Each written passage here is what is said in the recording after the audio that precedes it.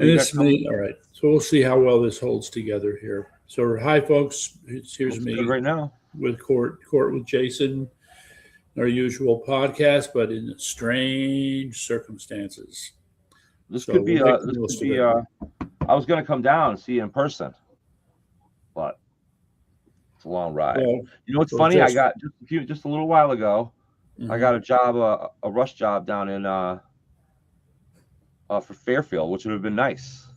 Mhm. Could have head down there, done it tonight, and then go see you, but it's kind of too late for that at this point. What happened? So it goes. I'll be down in Fairfield, and I know I'll be in Fairfield tomorrow, and it probably other places as well. I got. Sometimes we get spread thin. Also, Groton, Fairfield, Torrington, and Window or Ashford. It's like, what happened there? Oh, Right. Four Corners. It's like you couldn't plan it worse. You couldn't get worse. And that's kind of what we got here at Groton, Fairfield, and then I got like East Longmeadow, and spreading me around here, killing me. You know what I mean? So what did Douglas have? Right now he doesn't have. He only has a one town right now, but he's going to get hit with more tonight when we're done here. I see. That's why I only have an abbreviated time. It's awful. It was actually pretty quiet last week. Very quiet week. So I got to catch up on things, but then we got slammed hard today for sure. Yeah. Okay, so we're gonna go live on Facebook now, real quick. Bear with me here. Okay. I was gonna skip it, but we're not gonna skip it. About 2 pounds later. And hello, it's stuck on one. It's stuck on one. Why is it? It's 3, 2, 1. Look at this. 1. What? Let me try it again. Oh, here it is. Here we go. Uh-oh. Uh-oh. We got a technical problem with Facebook. I can't seem to.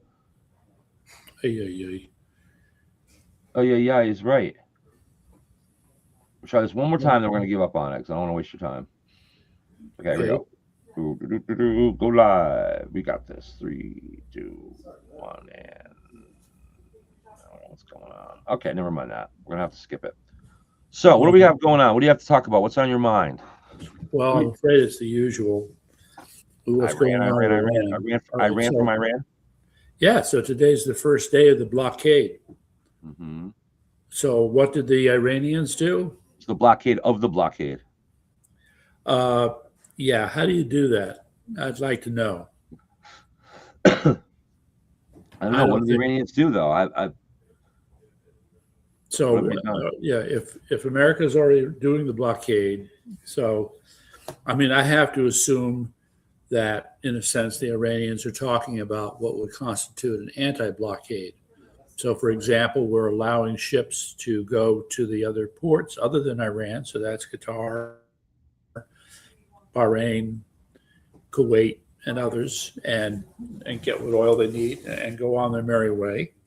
So you would see Iran trying to interfere with what they're doing if they're going to run a, quote, blockade. Now, the other part, and I don't think that's going to work out very well. No.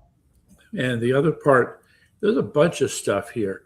Okay, Pakistan is stockpiling its own Shahed drones.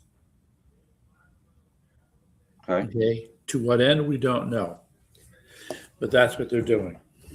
And they could be doing it in anticipation of having to fight us. They could be doing it in anticipation of dealing with Iran.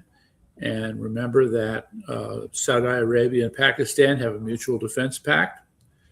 So there are any number of possibilities, it would seem, as far as that's concerned. Meantime, there's the threat that China may be shipping arms to the Iranians. That would be these MANPADS, which are shoulder-fired missiles that are pretty nasty. And what's the other thing? There could be some RPGs and God knows what else that the Chinese are sending to Iran. Bad form. Okay, so all of this, comes in the context of having to, how should I put this? We're going to shut down the shipment of oil to China through the Hormuz Strait. And that could be an issue for China. And they may they may not take it very well. So I don't know what counter moves China has in mind, but this is once again staged, if you will, to go past just local conflict and start to spread into a larger geographic area. In the meantime, did you hear that Turkey's threatening to invade Israel?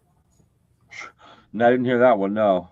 Okay, so you got all kinds of crap. Why would Turkey invade Israel when Turkey's actually been hit by some of Iran's missiles? Haven't they over the course of this few weeks? Not a lot, but I think a few of them did go into Turkey, if I'm not mistaken. And not only that, but Iran had shut off its natural gas pipeline to Turkey. So what is Turkey doing? Threatening to invade Israel. If anything, Israel would be a better friend. But they don't see it that way because that's right. Israelis are Jewish. That's a problem. Well, unfortunately, I think we need to wrap. Hopefully, we can. I think I see what's happening here. I think if Iran's strategy here is this: stall for time, long enough to create enough stress around the world to force other countries like Turkey to take sides, and therefore cause a World War III scenario. Essentially, that's how Iran. That's Iran's way of. If they can expand this war, turn into a World War III, they must be talking to Turkey. They got to be talking Turkey to Turkey. They got to be talking Turkey to Turkey. Right. They got to be. So if you can expand, I mean, put yourself in the enemy's shoes, right? I mean, J.D. Vance, what he said today is true. We have all the cards. We've destroyed their navy, their air force. We have all the cards. Almost all the cards. Okay, let's be clear. All they have is small tactics, and then get other countries involved. You have to answer the question: to what extent can Iran make its own drones right now? We don't know that. I don't know that. Yes. Well, I would offer that in spite of the damage that's been done so far, there's still some residual capacity in the Iranian manufacturing sector to produce these drones. So that would be my take on it. But how effective they can be, do they have everything they need? Yeah, it becomes an open question. All right, so you got that part. Then you've got, they would arguably still have some ballistic missiles. So as far as air power is concerned, they would still have those things available to them. And then I hear this thing that I found kind of annoying, actually, where President Trump had been presented with information about the attack boats that Iran has, and they just shrugged it off. So we're not going to worry about those.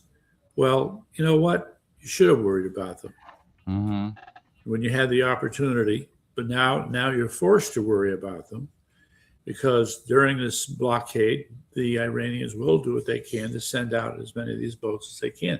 And remember, last count, they have somewhere between 4,000 and 6,000 of these attack boats. So these are attack boats that are about 40 feet long. They have their own radar. They have the ability to deliver quite a few missiles. They have other firepower. They were made by some Swedish company a long time ago, and they're considered well-made boats. So we're going to be confronted with having to sink thousands of these boats while trying to manage a blockade. Kind of stupid. We haven't sunk any of these boats yet. Look, all the 13,000 targets, not one Iranian attack boat's been sunk. Well, let's put it. Yeah, there's been some. Half of them or more, right? I would be surprised if we even did that. A lot of a lot of the strikes were inland, and other than that, the concentration was on quote big ships, if I can use that phrase. It would have been a threat to the American Navy. And why they don't regard these things as a threat that should have been dealt with immediately is, well, a little unclear to me. But now, like I said, now we're going to have to deal with it. So, and as was pointed out, the people who will be operating these boats are the type who feel like they have nothing to lose. All right, they're there to. Oh yeah. We can't. We talk a lot about they're going to be suicide boats. But wait a minute, we talk a lot about. Wait a minute, though. we're discounting one thing here. We talk a lot about the sentiment against the IRGC and the ground game in Iran, essentially what's going on in the streets and whatnot. Suggests that same sentiment may not be also taking place on the sea is misguided. So the idea that every one of these guys is gung-ho against the government has been pretty much wiped out. There may be some dissension among the ranks as well, among these attack boat pilots who don't live on these boats. They probably have some place on land they go to as well. And so there's got to be some of that, right? Well, sure. But again, you got to look at the, I mean, see here. Should I do this? Sure. Why not? We're trying to remain positive, but at the same time, realistic. I guess I'll go with this one. All right. So, I have a feeling that while the land intelligence may be probably hit or miss, okay, yeah, our satellite intelligence has got to be second to none now, right? So we've got to kind of know what we're trying to hit, what we're not trying to hit. Okay, on some level, maybe not underground, but in terms of the populated area of Iran, we must have some idea of. All right. Well, what I like to throw in once again is that the Iranian or the Islamic Republic has been waiting for us for a very long time. But in fact, they have not been waiting. They've been digging tunnels, creating cover, decoys, God knows what else. Sure. All right. So so you can see where the Strait of Hormuz is in there. And that's kind of where the battle is going to be. And you can see that covers a fair bit of land there. That's about, if I was going to make that a straight line, that's almost 200 kilometers. So you got 200 kilometers of shoreline where these boats can be hidden in one way or another. Right? Yeah, that's true. Okay. All right. So now for them is the time to unsheath the swords, so to speak. Correct. All right. So we're only, what is it now? Let me see here. What time is it? It's about 7. So, I'm multitasking here. Yeah. The blood. I'm trying to figure out why I don't have a Facebook. Facebook will let me do a regular post, but it won't let me do live for some reason. I don't know why. Okay. Yes, okay, let's get back to the land game here. Here we go. My topography. This is my favorite map right here. Right. Okay. So you've got 4,000 to 5,000 boats likely spread out over, let's just say 100 kilometers. That's so there'll be concentrations, but it suggests to me that there's an opportunity to, quote, hide these boats, making them hard to find. And the other thing that hasn't been discussed here is what kinds of tactics can be used by the Iranians. I mean, the most obvious one is you take 10 or 15 of these boats and they just go straight at a carrier or a destroyer as they see fit. And the hope is at least one of them will get through. Okay, that's an easy one, but you could send out decoys. You could make the Americans waste firepower on harmless, phony targets. So that's another option that we have to keep in mind. And then, I think the key to victory here is making Iran fall from within at this point. Well, yeah. And the monkeys all kind of give up once the Wicked Witch is dead. You know what I mean? Yeah, the monkeys didn't like the Wicked Witch in the first place. Yeah, that's my point. Well, there may be that, but I mean, we see. Right. So let me just throw another thing in here. I might have mentioned earlier. This stuff about mercenaries from outside of Iran also speaks to the fact that they don't have enough people of their own to cover these streets in the cities. So good news. All right. So on the one hand, they have these people who don't care who they kill, but on the other hand, that means that the IRGC is coming up short in terms of manpower. And now with our satellite intelligence, that should open up the door for us to identify perhaps 2 or 3 smaller, medium-sized cities or zones that can be taken and used as a launching ground for a resistance. Well, I would say that there needs to be more boots on the maybe ground. More than 2 or 3, but you need more surveillance type information on the ground And, because at the same time, imagine yourself as a CIA or Mossad agent. You're in a room with a bunch of people who want to fight. And you have to be honest with yourself when you read the room and ask, are these people capable of fighting? Or am I looking at a bunch of people who'll be dead in the next few hours? I want to keep another thing. Another point is that I think under the Trump administration, that different federal agencies, the different branches of the military, as well as the CIA, even the FBI in some cases, and other agencies work together in a better way than they have in the past. I think that's also a huge help in terms of intelligence. Yeah, but this gets into an age-old fight. It's called human intelligence versus signal intelligence. You're referring to signals intelligence, and you'd like to believe that a more and better use of signals intelligence can somehow make up for the lack of human intelligence. When I mention the CIA, I'm referring purely to human intelligence when I refer to them. Yeah, okay, but I don't know what kind of. I'm sure each branch of the military has its own little military CIA thing going on. Mm-hmm. I have no doubt in my mind about that. Yeah, so, but I guess my point is these different facets of the government are probably working together in a better way than they would have under any other administration. Right. I don't know to what extent the different, what was it called? The OSS? The precursor to the CIA, yes. Yeah, to what extent, what is going on? You're killing me. I'm sorry about very this. Popular. To what extent did the OSS or whatnot work with? It's ridiculous. Work with who? Oh, the Army, the Navy. Well, you got to understand the purpose of the OSS was to infiltrate foreign countries. Oh my God. Something's going on in my computer. It's pissing me off. Okay. My printer wants to update all of a sudden. It's invading my show. My brother printer's about to go out the window. My brother. Okay, never mind. Let's go. Sorry about that. Go ahead. That's all right.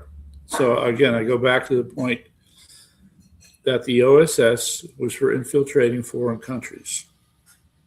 And the notion is that, there are different parts, okay? One is that they're looking for targets, but they may already know about some targets and they need to get better information on them. Mm-hmm. Or infiltration that involves getting close to key people in the enemy's government. And quite a bit of that went on too. Mm-hmm. I guess this gets back to my conversation about Muslims earlier. There's not too many of them. It'd be, I'm sure, helpful to garner the assistance of a few Muslim-blooded or Arab-blooded loyal patriots, because there must be some of them out there. I don't know how many, but there's got to be some loyal. Like, well, look at Patel. Where's Patel Cash from? Where's his family from? Are they Indian? All right. Well, first of all, you got to go back to. You need that kind of help for. I guess what I'm getting at is we need that kind of help for ground intelligence in a place like that. Okay, America has, remember, in Los Angeles, 500,000 Iranian American expats. Correct. All right. So I think it would not be hard to find some number of them who, quote, love America. Absolutely. Right. That's the key when it gets down to the gridiron here and getting the intelligence we need. Mm-hmm. And you're right. We can't rely on Israel for their intelligence. I don't think they're always wrong, but they're just not always right. But nor will we be always wrong or always right either. So that's the nature of intelligence, is it not? Because there's counterintelligence. There's counterintelligence. Don't think the Iranians don't have agents on the ground to try to throw things off too, Sure. And I think that would be, well, the point is, if the Islamic regime government is sending out, let's say, a dozen or so counter agents meant to confuse us, the problem is they're not taking account of the agents that we would have who are giving us correct information. Mm-hmm. Correct information is going to correspond, all right? Mm-hmm. Erroneous information will not be connected. It won't make any sense. Mm-hmm. So that's a chance. Ultimately, yes. That's the chance the Iranians have to take if they're trying to infiltrate us. They're clearly going to. At this point, we can't underestimate their effort. I guess we can't underestimate we resolve, and what they won't, what they would do, what they will do. There's Right. not much that they won't do. Like at a time like this, it's even more concerning. We got to make sure they don't get their hands on any kind of a weapon of mass destruction. Forget about just nuclear weapons, but any other kind of weapon of mass destruction at this point. Well, I mean, the only thing they have that approximates that are ballistic missiles with cluster munitions. Is that considered a weapon of mass destruction? Well, yeah, it depends on what you call Totally. mass. Yeah. I mean, potentially something What like that. about a virus? What about a virus? People. I worry about that stuff. What about biological warfare? What now? Nobody mentions that. Biological You guys should say warfare anything else is, about it. I don't want to give any ideas. quite frankly, in my opinion, biological warfare is oversold. And Problem is, you get it too, well, right? That's the problem. You get this. You get the same thing. that said, I mean, the objective of biological warfare is, again, mass killing. I would argue that the COVID-19 epidemic in America was an episode of biological warfare committed by far left-wing pundits of the Democratic Well, Party. by China, Red China, And China. had nothing to do with it. The whole thing, the whole bit. Okay. I'm getting to the point where I can't separate it anymore. It's pretty much Okay. The thing is, when you dig in and go through the data on what happened to people, you have, I would say, three broad categories of harm to look at. The first is what the virus itself did. The second is what the treatments did. And then the third is what the so-called vaccine did. mhm. Okay, each of these contributed to these deaths and to people who remain incapacitated in varying degrees. And I think you'll find in rank order, the treatments caused the most harm. For example, it was belatedly admitted that the misuse of the ventilators killed a lot more people than was generally admitted. Huh. Okay. So so treatments, and then treatments, then the vaccine, and then the actual virus itself. Now, the problem is when they reported death statistics, you had within the death statistics, two broad categories to consider.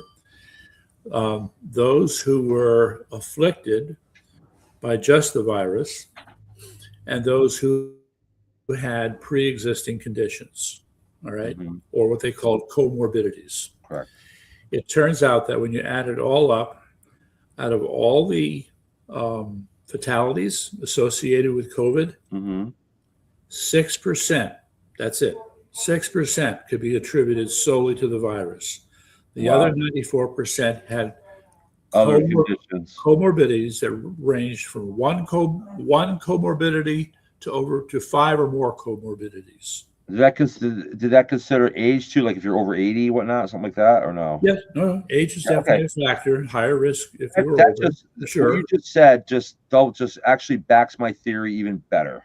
What's that? That the COVID-19 virus was never anything more than just another flu bug, and the entire epidemic was nothing more than a publicity stunt by the media and the Democratic Party to create the epidemic. I mean, you can say a publicity stunt, but it's a Created publicity from stunt. scratch. There was never any. The COVID-19 does exist, but it was never any more of a threat than any other flu bug that you would have had any other year. Didn't exist as a real epidemic, actually.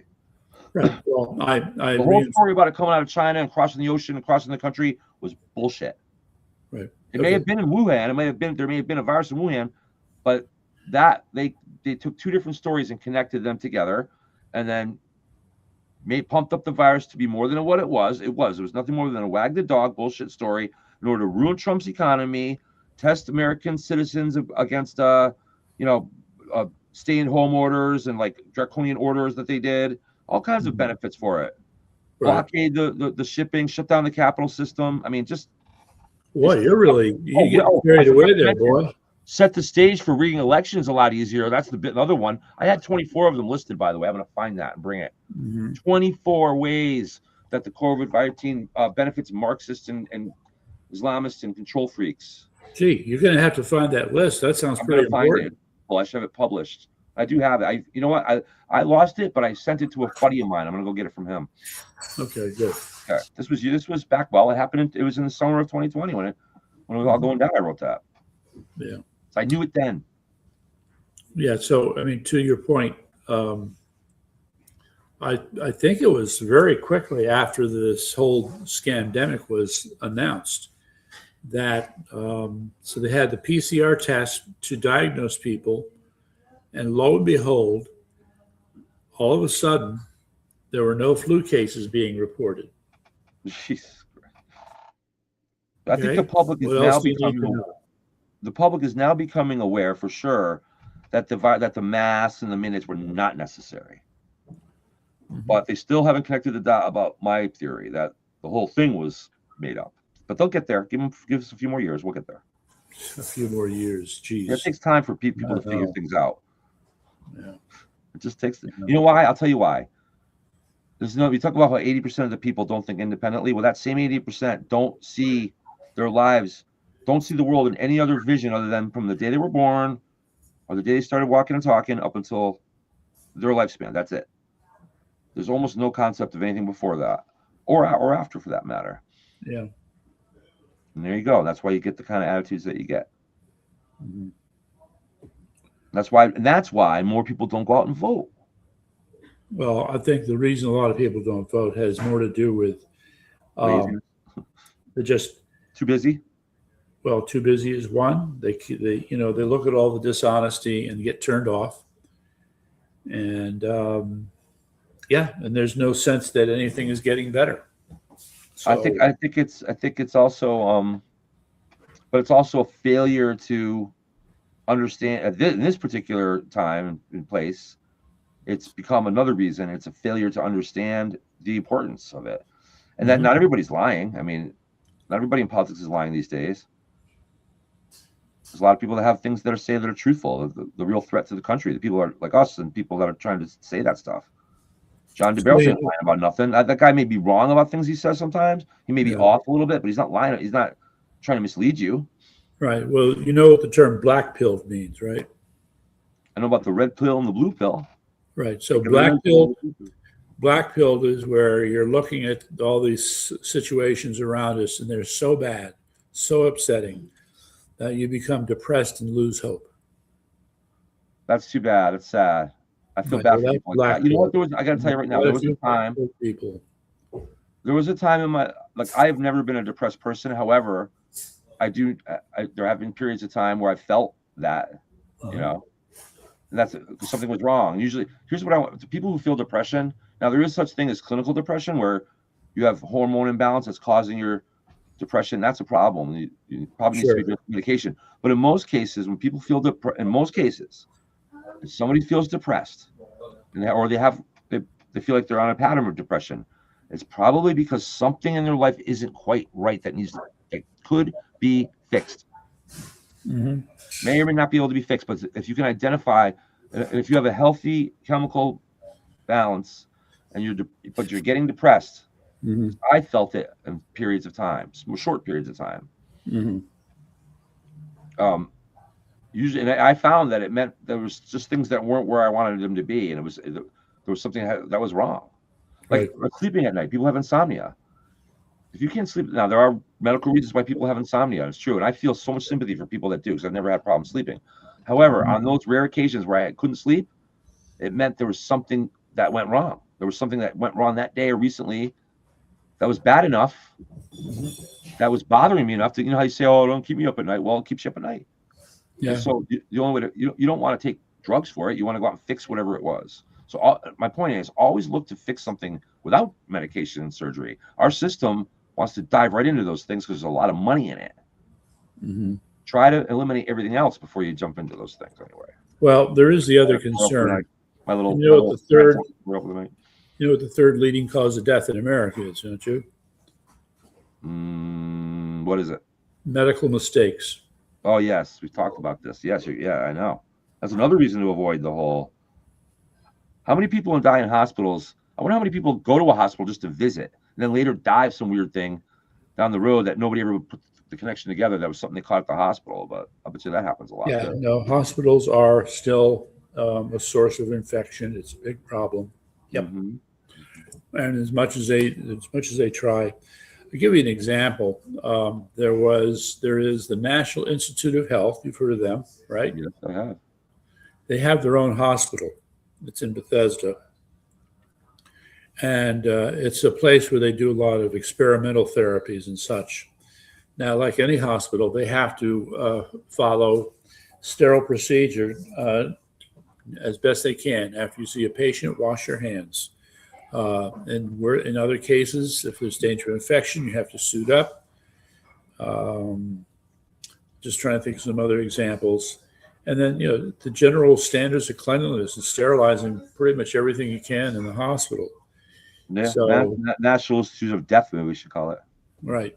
But So, one thing, though, there's one thing to be said, though, and I'll have to say, matter of fact, listen, I was talking about this earlier today about hygiene and keeping yourself clean and washing your hands every time you see. There's something to be said for that, but I think it's just like anything else. There's a balance to be had, because remember, your immune system has to learn. So if you're at a hospital, then yeah, you got to take every precaution. But in your the people, I guess what I'm getting at, the people that walk around with that gel stuff, spraying stuff with it all the time, and they're afraid to get any germs all the time, those people are not doing themselves any service. yeah. You know, you need to just let your body learn normal routine stuff. Like let your body learn this. All right. Well, I'd like to move on to the point I was about to make. Yes, let's do it. Okay. There was an infectious agent called Klebsiella, K17. Okay. And it was spreading throughout the hospital, and they were doing everything they could to stop it. There was even a certain ward in which they went to extreme measures in terms of sterilization and to prevent the spread of infection, and it still got into that ward. Yeah. In the top hospital in the country. I wonder how, like, just because people make mistakes. No, Or it just shows that we don't understand the nature of infection. Yeah, the virus is more penetrating than we think. That's how we got Lyme disease because of a lab mistake. I'm pretty sure about that. Mm-hmm. But at any rate, I got to wrap it up pretty soon anyway. By the way, for all you down in Stanford, I know that's New York Yankee territory. Yeah. I'm sure that I wore my Boston Red Sox hat. Wait, what hat is that? This is one of their dumb Green Monster hats, but still a Red Sox. Okay. Hat. Oh, I have Green a real Monster. Hey, a quick story. Okay. Okay. I'll just tell you. Yeah, there are quite a few Red Sox fans down this way. I'll have you know. Not mistake. I wouldn't doubt it. Including, get ready for minority. this. Get ready for this. In Greenwich, there was a sort of an open lot. A bunch of kids in high school got together, and they did a to scale recreation of the Green Monster. Oh, that's cool. Yes, they built it, and To and then of course out there playing, having a good old time. But the town said, "No, you got to knock it down." Oh, Isn't that terrible? wow. Hey, we Yeah. should have another subject I'd like to talk about on the show with you sometime is zoning in Connecticut. And it relates to that bill 80002. In Connecticut. Yeah, what Oh, about people who want to please. put up like a trailer around their home? They have the towns and the state as a whole now, if that bill goes through, and the towns that seem to have pretty much, they think that's not really, you buy a piece of land, say you buy an empty lot, 4 or 5 acre lot somewhere out in Ashford, for example. Yeah. You pretty much, that's not really, you buy it, but what you do with it, that's not your call, man. Yeah, And no, you I don't still like have that. to get If you go to Pennsylvania, the zoning rules in Pennsylvania say are so much more lax than they are in Connecticut. Mm-hmm. But that's another subject for another day. Right. Well, As far as I'll I'll tell you a that- quick story. When I was a kid, yeah. a young adult and a kid, like 16, 17, 18, 19, my father used to work for the volunteer fire department. And every year they got tickets to go down to see the Yankees, Yankee Stadium. And of course, I'd be on the bus, right, with them Mhm. every year. I went to about 5 or 6 of them over the years. And and I was not afraid to tout my Red Sox fandom right there in the Bronx. One time I got into this shouting match with a lady in the, I mean, I was a kid, but, going back and forth, Red Sox suck, Yankees suck. And then one time I was cheering one during the game, and someone squirted mustard. Someone from way up above. I still have the hat. There's a little mustard stain on it. Someone squirted mustard on me. kind of shit is that in New York Yankee Stadium? I was a Oh. kid, man. Consider yourself lucky. I know. I got off cheap only because I was a punky little kid. But I wouldn't try that at 55. I'd be in trouble. But Right. no one wants to hurt a kid, you know. All right. Just squirt mustard on the kid. Shut up, kid. He hit me though. I mean, it must have come from. That was a good shot. I gotta give him credit. But anyway, that's my story about Yankee Stadium. I've been to about 6 or 7 games at Yankee Stadium, seen the Yankees and Red Sox play. I saw the Yankees play the A's and the Angels on 2 occasions. I saw one of Ricky Henderson's first games as a Yankee after he got traded from the A's. Oh, for the A's. Yeah. Okay. That was fun. Yeah, Ricky was, as we know, he put on a show. He did. So anyway, I'm gonna let you go. I know your show's continue. I'll log off here and let you go. Continue with your thing, and I'll see you tomorrow. We're gonna record tomorrow night, so we'll see you tomorrow night. Yep. Yes, Okay. sir. Take care now, Right. everybody. For Common Sense News Entertainment and Yankee News, Court will carry us from here. Bye now.